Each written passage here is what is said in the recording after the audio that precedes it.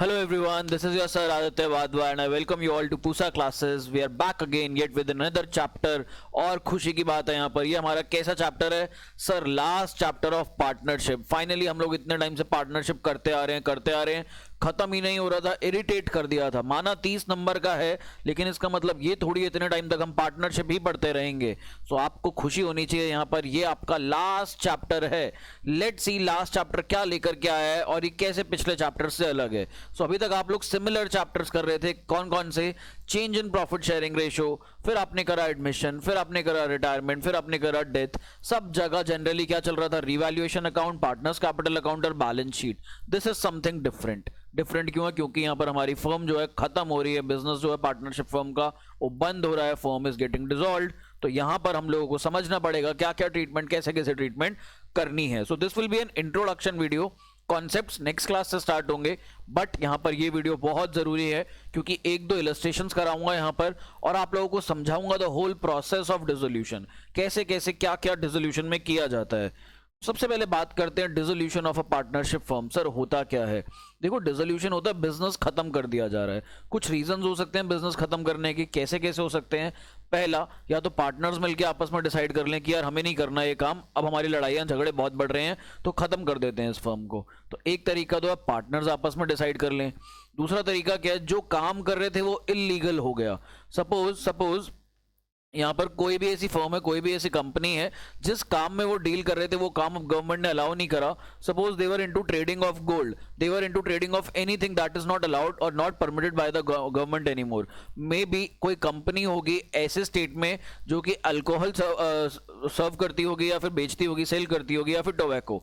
कई सारे स्टेट्स में इंडिया में अभी टोबैको बैन हो गया है, अल्कोहल बैन हो गई है. तो वहां पे अगर कोई पार्टनरशिप फर्म हो जो डिस्टिलरीज में काम कर रही हो या फिर वो अल्कोहल में एक्चुअली में सर्व कर रही हो, सेल कर रही हो, तो उनको बिजनेस वहां पे अपना खत्म करना पड़ेगा. तो ये दूसरा तरीका ये हो गया कि जो काम कर रहे थे वो इलीगल हो गया. तीसरा तरीका होता है गवर्नमेंट कुछ ऑर्डर दे देती है, आपके खिलाफ कुछ भी केसेस आते हैं और गवर्नमेंट वहां पे इंस्ट्रक्शन दे देती है कि भाई आप लोगों को ये बिजनेस बंद करना पड़ेगा. तो there also you will have to close the firm, you will have to dissolve the firm. और हमारे पास क्या है यहाँ पर तरीका? और हमारे पास ऑपरेशन ऑफ लॉ भी हमने देख लिया कि भाई कोई प्रोडक्ट इलीगल हो जाए या गवर्नमेंट कुछ बोल दे या फिर पार्टनर्स आपस में डिसाइड कर लें. तो ये 3-4 तरीके होते हैं जिसके अंडर फर्म हमारे पास ऑपरेट करना बंद कर देती है या जिस केस में हमें फर्म को बंद करना पड़ता है. अब फर्म बंद होगी तो क्या होगा? यहां पर आप सोचो, फर्म के बंद होने पर कुछ कुछ चीजें फर्म में पड़ी हुई हैं. सर कुछ कुछ क्या पड़ी हैं? पूरा बिजनेस ही चल रहा था, अचानक से एक दिन बोलोगे बंद हो गया. तो फर्म के अंदर बहुत सारा सामान था, फर्म की कुछ ऑब्लिगेशंस भी थी, फर्म के कुछ राइट्स भी थे, यानी कि फर्म की कुछ लायबिलिटीज भी पड़ी हुई थी, फर्म के कुछ एसेट्स भी थे और पार्टनर्स का आपस में भी हिसाब था. 3 चीजें थी यहां पर. तो 3 में से 2 चीजें जो डील करती हैं वो करती हैं एक्सटर्नल और इंटरनल लोगों से डील. तो जब फर्म डिसॉल्व होगी 2 तरीके के लोग होंगे, एक्सटर्नल यानी कि बाहर वाले और इंटरनल बोले तो पार्टनर्स. तो इन दोनों के अगेंस्ट हम लोगों को सेटलमेंट्स करनी पड़ती हैं. इन दोनों को ही हमें सेटल यहां पर करना पड़ेगा फर्म को खत्म करने से पहले. तो एंड में जो अकाउंटिंग करी जाती है उसकी अकाउंटिंग को बोला जाता है accounting for dissolution of firm. अब बात करते हैं पहले किन को पैसा दोगे, बाहर वालों को या फिर अपने घर वाले लोगों को? तो आप कहोगे सर ऑब्वियस सी बात है, पहले हमारी ऑब्लिगेशंस होती हैं बाहर वालों के टुवर्ड्स. तो बाहर वाले कौन कौन लोग होंगे यहां पर? जितनी भी हमारी एक्सटर्नल लायबिलिटीज होंगी, इन लायबिलिटीज में क्रेडिटर्स हो सकते हैं. Then we can have what, यहां पर हमारे को जो लोन ले रखा होगा हमने. अब यहां पर आ जाओ, लोन भी हमने 2 लोगों से ले रखा हो सकता है, या तो बाहर वाले लोग या फिर पार्टनर. मैंने आप लोगों को बताया था फंडामेंटल्स ऑफ पार्टनरशिप में कि चाहे आप पार्टनर से लोन लो, चाहे आप बाहर एसबीआई बैंक से लोन लो, it is to be treated as one and the same.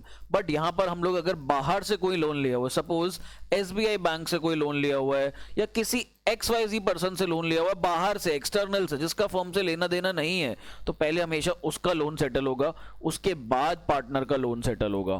तो यहां पे लोन फ्रॉम आउटसाइडर, यहां पर हम लोगों को और क्या सेटल करना है? लोन फ्रॉम पार्टनर, बट बाद में. पहले आप लोग आउटसाइडर के लोन सेटल करोगे. फिर इंटरनल मैटर्स क्या होते हैं? इंटरनल मैटर्स होते हैं जितने भी आपके पास एक्यूमुलेटेड प्रॉफिट्स पड़े हैं, लॉसेस पड़े हैं, उनको सेटल करना. आपके कैपिटल अकाउंट के जो बैलेंसेस हैं उनको सेटल करना, आपस में जो पार्टनर की एडजस्टमेंट्स है उनको सेटल करना, तो internal matters will relate to that. अब यहां पर बात करते हैं सर बनाया क्या जाता है। ये बातें तो ठीक है, एक्सटर्नल लायबिलिटीज भी सेट ऑफ करनी है, इंटरनल भी सेट ऑफ करनी है। अब सेट ऑफ करी कैसे जाएंगी लायबिलिटीज? सर जो चीजें देनी है तो कुछ ऐसी भी तो चीजें होंगी जिनसे पैसा आएगा हमारे पास। तो अगर बिजनेस में लायबिलिटीज हैं तो बिजनेस के अंदर हमारे पास एसेट्स भी हैं हमारी मदद करने के लिए। भाई जिंदगी में अगर दुख है तो सुख भी है, कभी दुख कभी सुख, दोनों चीजें होंगी। तो यहां पर भी हमारे पास दोनों चीजें हैं। अब हम लोग क्या करेंगे, हम लोग अपने एसेट्स की नीलामी करेंगे। नीलामी बोले तो हम लोग इनको बेचेंगे। तो नीलामी बेसिकली ऑक्शन होता है, बट यहां पर हम लोग ऑक्शन से बेचें, कैसे भी बेचें, हम अपने एसेट्स को बेचते हैं मार्केट में। तो एसेट्स को जब हम बेचेंगे तो हम पूछेंगे भाई एसेट बेच के कितना पैसा रियलाइज किया। रियलाइज करना मतलब पैसा मिलना। तो यहां पर हम लोग एसेट्स को मार्केट में जाएंगे और बेचेंगे। इस केस में क्या होगा, यहां पर कोई ना कोई पार्टनर भी कह देगा यार फर्म बंद हो रही थी, मेरे को जरूरत थी आगे, मैंने अपना बिजनेस खोलना था, तो मैं एक काम करता हूं 2 एसी उठाकर मैं ले जाता हूं। एक पार्टनर यहां पे बोलेगा मेरे को थोड़ा सा फर्नीचर दे दो, एक पार्टनर कहेगा मेरे को मे भी लैपटॉप दे दो मेरे काम का। तो यहां पर पार्टनर क्या एसेट्स लेकर के जा सकते हैं अगर उन्हें लगता है उनके काम की उन्हें जरूरत है। अगर पार्टनर्स नहीं लेते तो हम लोग मार्केट में बेच देंगे। बट अगर कुछ भी नहीं लिखा, मानो यहां पर ये लिखा हो ना तो पार्टनर ने लिया ना तो मार्केट में बिका, तो क्या करेंगे, हम उस एसेट की वैल्यू को निल मान लेंगे। हम मान के चलेंगे वो एसेट बिका ही नहीं और हमारे को नुकसान हो गया। ये सारे नोट्स लिखवाऊंगा आप लोगों को। फिर बात करते हैं लायबिलिटीज की भी। तो लायबिलिटीज भी जो पे ऑफ होंगी इन्हीं एसेट से जो पैसा रियलाइज होगा इसी से हम लोग पे ऑफ करेंगे। कई बार क्या होता है कोई पार्टनर लायबिलिटी भी टेक ओवर कर जाता है, कहता है कोई बात नहीं इस इंसान को तो मैं सेटल कर लूंगा, मैं इससे हिसाब किताब कर लूंगा, ये लायबिलिटी आप मेरे नाम लिख दो, मैं इसको सेट ऑफ कर दूंगा पैसा जो भी देना है इसको सारा का सारा। तो वहां पर हम लोग पार्टनर की क्या ट्रीटमेंट करेंगे, विल ऑल्सो सी दैट। फिर रियलाइजेशन आपकी फ्री में तो होती नहीं है, ये जो आप एसेट्स बेच रहे हो, ये जो आप लायबिलिटीज को पे ऑफ कर रहे हो, तो इसके भी एक्सपेंसेस तो लगते हैं, फ्री में तो कोई काम नहीं होता बेटा आजकल। तो यहां पर इसके भी हम लोगों को पैसे देने पड़ेंगे और उसको बोला जाता है रियलाइजेशन एक्सपेंसेस। कई बार पार्टनर को बोल दिया जाता है कि पार्टनर भाई साहब आप पे कर दो, हम आपको रीइंबर्स कर देंगे। तो जैसे हमने रीवैल्यूएशन अकाउंट के अंदर रीवैल्यूएशन एक्सपेंसेस के केसेस किए थे, सेम वे हम यहां पर भी हमारे कुछ कुछ केसेस करेंगे। सो यहां पर इन सब को बांटने के लिए, इन सब की डीलिंग करने के लिए, इन सब की ट्रीटमेंट करने के लिए, इन सब को सेट ऑफ करने के लिए जो अकाउंट बनाया जाता है उस अकाउंट का बेटा यहां पर नाम है रियलाइजेशन अकाउंट। सर क्या ये रीवैल्यूएशन अकाउंट की तरह होता है? बेटा होता उसी की तरह है, बट रीवैल्यूएशन अकाउंट सिर्फ इंक्रीज या डिक्रीज ये 2 चीजें नोट करता था, बट रियलाइजेशन ये 2 चीजें नोट नहीं करता। अल्टीमेटली इसका इफेक्ट इंक्रीज डिक्रीज का ही जाता है, बट इसकी ट्रीटमेंट थोड़ी सी अलग है। इसके बारे में आपको डिटेल में नेक्स्ट वीडियो के अंदर डेफिनेटली बताने वाला हूं, यही हमारा टॉपिक रहेगा वहां पर। अभी मैं आप लोगों को इसका अकाउंट बना के दिखा दूंगा, बट नेक्स्ट वीडियो में हम इसके क्वेश्चंस भी करेंगे। सर रियलाइजेशन अकाउंट बन गया सबसे पहला, और क्या बनाते हैं? वहां पे तो हम लोग रीवैल्यूएशन बनाते थे और हम लोग पार्टनर्स कैपिटल बनाते थे और बैलेंस शीट बनाते थे।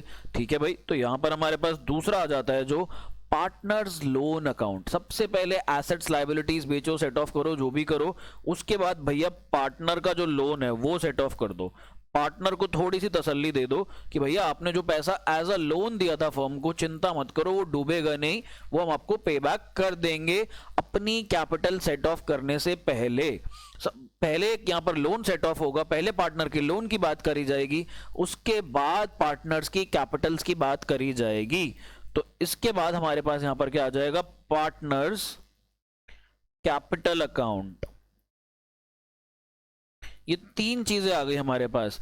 अब बच्चों को लग रहा होगा सर अगला आएगा, लास्ट आएगा बैलेंस शीट। बट बेटा खुद सोचना, जब हम सारे एसेट्स और लायबिलिटीज बेच देंगे रियलाइजेशन अकाउंट में, तो क्या हम लोग यहां पर अपना बैलेंस शीट बनाएंगे? बैलेंस शीट में डालेंगे क्या, ना तो एसेट बचेंगे हमारे पास ना लायबिलिटी बचेगी, तो बैलेंस शीट तो बनेगी नहीं। और फर्म भी डिसॉल्व हो गई, फर्म खत्म हो गई, तो ना तो फर्म के पास कोई एसेट्स होंगे ना लायबिलिटीज होंगी। As simple as that. अब हम लोग यहां पर चौथी चीज एक और बनाते हैं क्वेश्चंस में, वो होता है हमारे पास बैंक अकाउंट। और bank account should always match, it should always balance या मैच। ये हमेशा बेटा मैच करना चाहिए, यहां पर कोई भी आप लोगों का बैलेंसिंग फिगर नहीं होना चाहिए।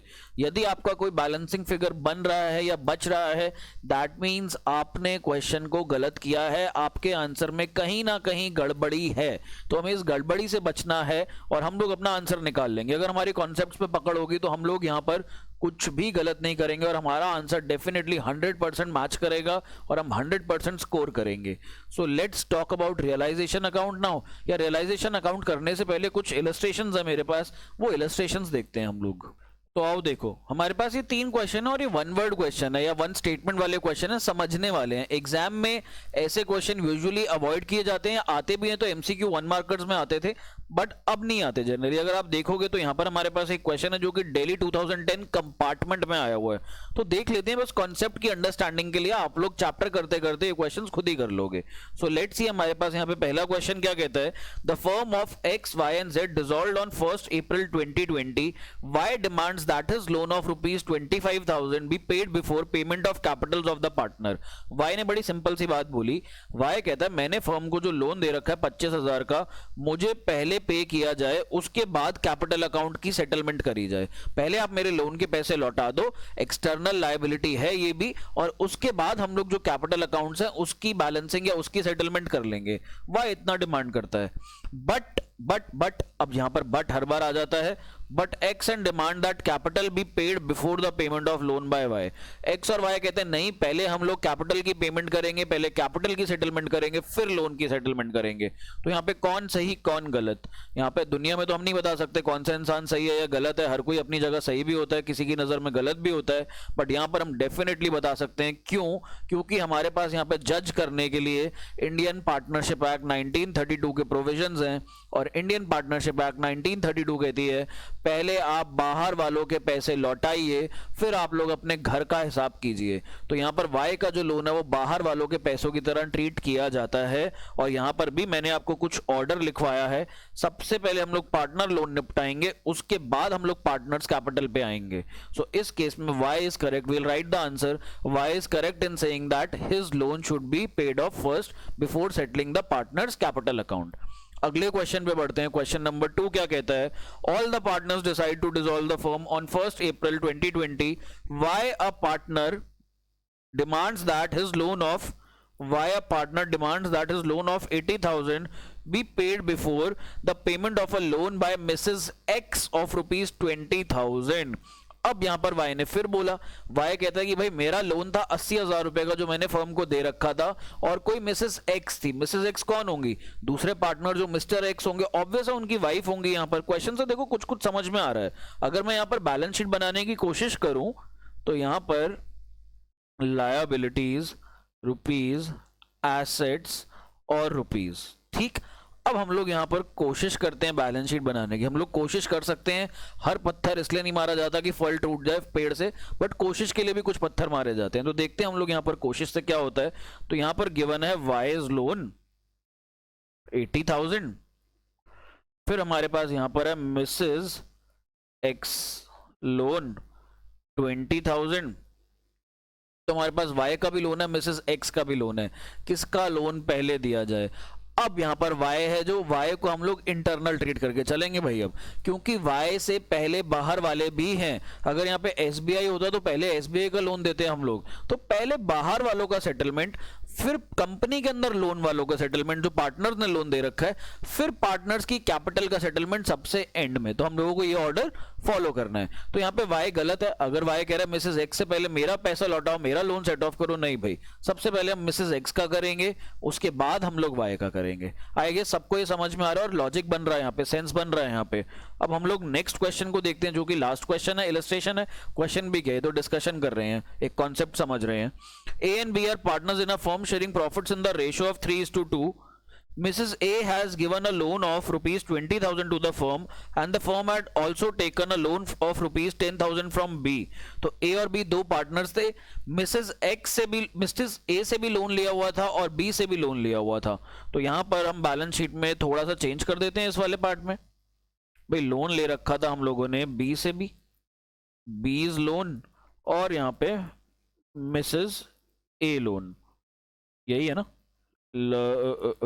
ये ठीक है। तो मिसेज ए ने दिया था 20,000 का, ठीक है, वहां पे तो 20,000 लिखा ही है। यहाँ पे हम लोग 10,000 कर देते हैं जो बी से लोन लिया गया था। आगे बढ़ते हैं। The firm was dissolved and its assets were realize for 25,000। Realization account बनाया जाता है जिसमें पता लगता है कि नेट पैसा कितना आया।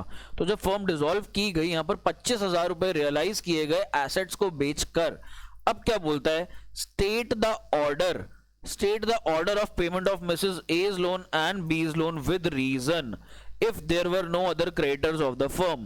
कहता है अगर और कोई क्रेडिटर्स नहीं है फर्म के, और कोई लायबिलिटी या और कोई ऑब्लिगेशन नहीं है, तो ऑर्डर बताओ इन 25,000 को कैसे सेटल किया जाए, 25,000 से कैसे पेमेंट करी जाए। सबसे पहले हम लोग यहाँ पर किसका पैसा लौटाएं, मिसेज ए का या बी का? तो हम लोगों को पहले बाहर वालों का पैसा लौटाना है। तो यहाँ पर हम लोग मिसेज ए का पहले पैसा लौटाएंगे, और मिसेज ए का जो पैसा है यहाँ पर वो है 20,000। अब हमारे पास बच जाते हैं 5,000, लेकिन अब हमने बी के लोन का पैसा लौटाना है, और बी के लोन का पैसा लौटाना है 10,000 रुपए, बट हमारे पास है ही नहीं 10,000 रुपए। क्या करें इसके लिए, पड़े ही सिर्फ 5,000 हैं। तो बी भैया को बोलेंगे कि भाई बी भैया आप लोग सिर्फ यहाँ पे 5,000 ले लो हमसे, और अपना बाकी का पैसा भूल जाओ, क्योंकि फर्म के पास पैसा ही नहीं है। बी यहाँ पे जितना मर्जी लड़ ले, कुछ भी कह ले, बट फर्म डिसॉल्व हो रही है यहाँ पर। तो जब फर्म डिसॉल्व होगी यहाँ पर, तो हम उसको सेटलमेंट नहीं कर पाएंगे, क्योंकि फर्म के पास इतना पैसा नहीं है। So this will be the order. और आप यहां रीजन क्या स्टेट करोगे, you will state that by provisions of the Indian Partnership Act 1932 it is stated that outsiders money is to be returned first, hence Mrs A's loan will be paid off first and then the remaining amount will be used to pay Mr B's loan या B's loan. बस आप इतना लिख सकते हो। So that's all in the illustration में। अब हम लोग यहां पर जानते हैं कि सर आपने रियलाइजेशन अकाउंट के बारे में बताया, थोड़ा सा आइडिया दे रहा हूं, डिटेल में ये अकाउंट आप लोगों को नेक्स्ट वीडियो में कराऊंगा। Next video will be all about realization. तो यहां पर हम लोगों के पास एक रियलाइजेशन अकाउंट होता है, बस अभी के लिए थोड़ा सा जान लो, बस एक हिंट है, इंट्रोडक्शन है। इसको रियलाइजेशन अकाउंट की वीडियो समझ के मत बैठ जाना। तो ये हमारा होता है इधर रियलाइजेशन अकाउंट। फिर हम लोग यहां पर लिखेंगे पर्टिकुलर्स अमाउंट, पर्टिकुलर्स अमाउंट। हम लोगों को क्या करना होता है, हम लोगों को सरेंडर कर देने होते हैं सारे के सारे एसेट्स। हमें बोलना होता है भाई सारे के सारे एसेट्स को अब हम खत्म कर रहे हैं, तो हम खत्म नहीं करते सबसे पहले सीधा, जरूरी नहीं मार्केट में जाके बिक जाएंगे, तो हम सारे एसेट्स को रियलाइजेशन अकाउंट में ट्रांसफर कर देते हैं। हम कहते हैं भाई एसेट्स को उठाओ और रियलाइजेशन अकाउंट में ट्रांसफर करो। तो जब आपके फर्म से एसेट्स जाएंगे, तो आप लोग यहां पर लिखोगे 2 एसेट्स जर्नल एंट्री में, और इसको हम लोग कहां ट्रांसफर कर रहे हैं, ट्रांसफर हम लोग जिस अकाउंट में कर रहे हैं that is known as realisation account. तो realisation account debit to assets account, and same goes for liability. सारी लायबिलिटीज को हम उठा करके रियलाइजेशन अकाउंट में डाल देते हैं। तो यहां पर जब हम लायबिलिटीज को रियलाइजेशन में डालेंगे, हम अपनी लायबिलिटीज को फिनिश कर रहे हैं, खत्म कर रहे हैं। तो इधर हमारे पास आ जाएगा liabilities account debit to realization account. जब लायबिलिटीज जाएंगी हमारे पास बिजनेस से, तो लायबिलिटीज का क्रेडिट नेचर होता है, क्रेडिट बैलेंस होता है, बट जब वो जाएंगी तो हमें उसे क्या करना पड़ेगा, डेबिट करना पड़ेगा। तो सबसे पहले हम लोग यहां पर अपने सारे के सारे एसेट्स को ट्रांसफर कर देते हैं टू एसेट्स अकाउंट, और यहां पर हम लोग लिख देते हैं बाय लायबिलिटीज अकाउंट। मैंने कुछ नहीं करा, मैंने बस जर्नल एंट्री की यहां पर पोस्टिंग करी है, दैट्स ऑल। अब इन एसेट्स को इधर रियलाइज करा जाता है बाय बैंक, लिखते हैं जो एसेट जितने का बिकता है उसे यहां पर लिखा जाता है, मशीनरी, प्लांट, जो भी जितने का भी बिका, स्टॉक, डेटर्स, और जितनी भी हमारी लायबिलिटीज होती हैं उनको यहां पर रियलाइज करा जाता है। और यहां पर हम लोग लिखते हैं टू बैंक, और यहां पर क्रेडिटर्स को जो पे ऑफ करा, एसबीआई का लोन जो पे ऑफ करा, तो यहां पर ऐसी और भी लायबिलिटीज आती हैं, पूरा ढंग से बनवाऊंगा नेक्स्ट वीडियो के अंदर। बस अभी के लिए बेसिक समझ लो। पार्टनर को अगर हमने कोई रियलाइजेशन एक्सपेंसेस देने हैं, तो यहां पर आ जाता है टू बैंक या कैश, अगर ये हम पे कर रहे हैं बैंक या कैश के थ्रू। अगर हम लोग पार्टनर को दे रहे हैं यहां पर, तो पार्टनर्स कैपिटल अकाउंट आ जाता है। लिखना नहीं है आपने, कुछ बनाना नहीं है, अभी बस एक रफ ड्राफ्ट दे रहा हूँ, रफ आइडिया दे रहा हूँ। और हाँ, एक और बहुत बड़ी खुशखबरी तो मैं आपको देना ही भूल गया यहाँ पर, खुशी का मौका है भाई, खुशी का मौका है। क्या खुशी है सर? कि यहाँ पर गुडविल का कोई अलग से ट्रीटमेंट नहीं होता। Goodwill is simply considered as just another asset. जैसे आपका स्टॉक है, मशीनरी है, लैंड है, बिल्डिंग है, सेम वे आपका गुडविल है। गुडविल का कोई स्पेशल ट्रीटमेंट नहीं है या कोई अलग ट्रीटमेंट नहीं है, बिल्कुल सिंपल चलेगा गुडविल। जैसे अभी तक चलता आ रहा था वैसा ट्रीटमेंट नहीं होना, अलग से इसका कोई टॉपिक नहीं है, सिंपली आपका गुडविल का टॉपिक यहाँ पर हमारा हो जाएगा, just like any other asset. So I guess आपको इंट्रोडक्शन में थोड़ा बहुत समझ में आया डिसोल्यूशन के बारे में है क्या, थोड़ा सा आप फील कर पाए what is dissolution of firm, realisation account क्या होता है, पार्टनर्स लोन अकाउंट और कैपिटल अकाउंट की सेटलमेंट कैसे करनी है। So I will see you in the next video. Next video में हम लोग रियलाइजेशन को फुल फ्लेजेड वे में करेंगे। और ये चैप्टर आपका बहुत ज्यादा बड़ा तो नहीं होने वाला, बट क्वेश्चंस भी कम है इसमें। बट इसकी अच्छी बात ये है, ये आसान चैप्टर है काफी ज्यादा, और ये आसान चैप्टर आपके पास आता है 6 to 8 मार्क्स का। ये डेफिनेटली चॉइस में आएगा आप लोगों के पास रिटायरमेंट और एडमिशन के। सो इसको ढंग से करिएगा, यहाँ पर आप लोगों के फुल मार्क्स आ सकते हैं इस चैप्टर में। इजी चैप्टर है कंपैरेटिवली, पहले वाले चैप्टर से थोड़ा लाइट चैप्टर है। क्यों? क्योंकि यहाँ पर कैपिटल एडजस्टमेंट भी नहीं होंगी। कैपिटल एडजस्टमेंट में तो क्या होता था, कैपिटल्स एडजस्ट करनी पड़ती हैं पार्टनर्स की, बट इस चैप्टर में तो फर्म ही खत्म हो गई ना। So there will be no capital adjustment. The best part is आपका बैंक अकाउंट मैच करना चाहिए, सो आप अपना आंसर भी टैली कर सकते हो, आपको पता लग सकता है। So I will see you in the next video. Bye bye, take care.